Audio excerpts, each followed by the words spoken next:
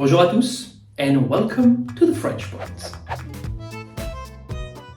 When you want to talk in another language, the first thing you have to master is verb.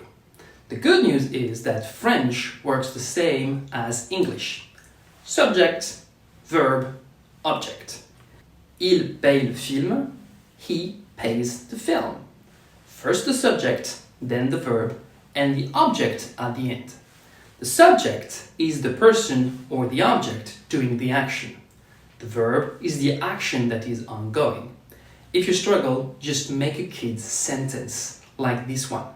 Everyone will understand. Yeah, but I heard French put different ending at the end. And what is the first group?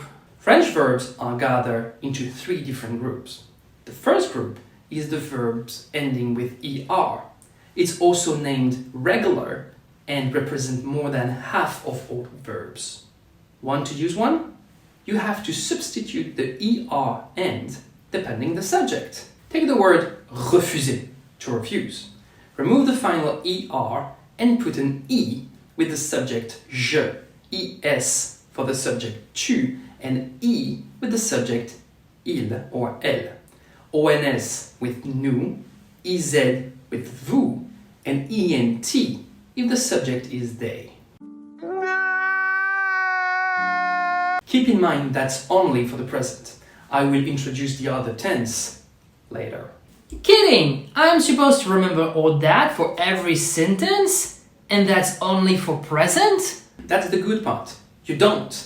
See, the final S and ENT are silent. So we only have 3 sounds. Pay attention. Je refuse. Tu refuses, il refuse, nous refusons, vous refusez, il refuse. Heard it? It's the same sound. It's not written the same, but you don't want to write a book. Now, the subject nous means we, but most of the time, French simply use the pronoun on. Why? Because on works the same as he or she. Il refuse, on refuse.